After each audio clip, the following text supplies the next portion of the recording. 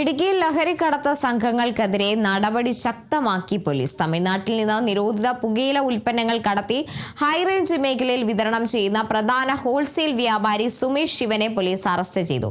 ഇയാളിൽ നിന്ന് 10 ലക്ഷത്തോളം രൂപ വിപണി മൂല്യം വരുന്ന 10 ചാക്ക് നിരോധിത പുകയില ഉൽപ്പന്നങ്ങൾ കണ്ടെടുത്തു. മൂന്നാർ ഡാൻസ് സംഘത്തിന്റെയും രാജാക്കാട് പോലീസിന്റെയും മിന്നൽ പരിശോധനയിലാണ് ഇയാൾ പിടിയിലായത്. 4ാം തവണയാണ് ഇയാൾ സമാന കേസിൽ പിടിയിലാകുന്നത്. ജില്ലാ പോലീസ് മേധാവി നസീം IPSന്റെ നിർദ്ദേശപ്രകാരം ജില്ലയിൽ തുടരുന്ന ഓപ്പറേഷൻ തൂഫാൻ പരിശോധനയിലാണ് വൻ ലഹരി ശേഖരം പിടികൂടിയത്.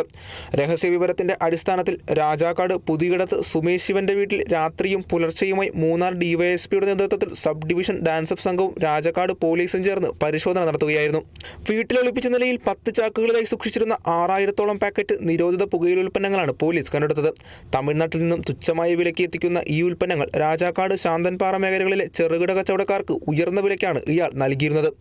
സുമേഷ് എന്നയാളുടെ വീട് സെർച്ച് ചെയ്ത് അവിടുന്ന് ലഹരി പദാർത്ഥങ്ങളായ ശംഭു, ഗണേഷ്, ഹാൻസ്, കൂൾ എന്ന 4 ഐറ്റത്തിൽപ്പെട്ട സാധനങ്ങൾ ഏകദേശം 600 പാക്കറ്റോളം പിടിച്ചെടുക്കുകയും കേസ് രജിസ്റ്റർ ചെയ്യുകയും ചെയ്തിട്ടുണ്ട്. 10 ലക്ഷം രൂപയ്ക്ക് വില വരുന്ന സാധനങ്ങളാണ് റെയ്ഡിൽ കിട്ടിയിട്ടുള്ളത്. ഇത് നമ്മുടെ മൂന്നാർ സബ് ഡിവിഷനിലെ ഡാൻസ് ഓഫ് ടീമും രാജാക്കാട് CAയുടെ നേതൃത്വത്തിലുള്ള സ്ക്വാഡുമാണ് സംയുക്തമായിട്ട് നടത്തിയ പരിശോധനയിലാണ് ഈ കേസ് ഡിറ്റക്ട് ചെയ്തതും ഇതിലെ പ്രതി സുമേഷിനെ അറസ്റ്റ് ചെയ്തത്. സുമേഷ് ഇത് മറ്റ് സംസ്ഥാനങ്ങളിൽ നിന്ന് ഇവിടെ കൊണ്ടുവന്ന് ഹോൾസെയിലായിട്ട് വിൽക്കുന്നതിനാണ് അന്വേഷണത്തിൽ ബോധ്യപ്പെട്ടിട്ടുള്ളത്. ഇയാളുടെ സാമ്പത്തിക സോഴ്സും അതുപോലെ തന്നെ ഇതുമായി ഉണ്ടാക്കിയിട്ടുള്ള സാമ്പത്തികമായിട്ടുള്ള നേട്ടങ്ങളൊക്കെ നമ്മൾ മനസ്സിലാക്കി അത് ആ നിലയ്ക്കുള്ള അന്വേഷണം നടത്തുന്നതാണ്. തുടർച്ചയായി 4ാം തവണയാണ് സുമേഷ് നിരോധിത ലഹരി വസ്തുക്കളുമായി പോലീസിന്റെ വലയിലാകുന്നത്.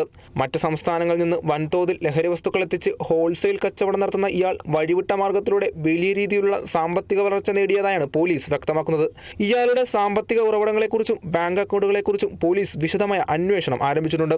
ജൂലൈ മാസത്തിൽ മാത്രം മൂന്നാർ സബ് ഡിവിഷൻ പരിധിയിൽ നിരോധിത ലഹരി വസ്തുക്കൾ വിറ്റഴിച്ചതുമായി ബന്ധപ്പെട്ട് 30ഓളം കേസുകളാണ് പോലീസ് രജിസ്റ്റർ ചെയ്തിട്ടുള്ളത്. ലഹരി കടത്ത സംഘങ്ങൾക്കെതിരെ വരുന്ന ദിവസങ്ങളിലും പരിശോധന കർശനമാക്കാനാണ് പോലീസിന്റെ തീരുമാനം. Kerala vision news, Idukki.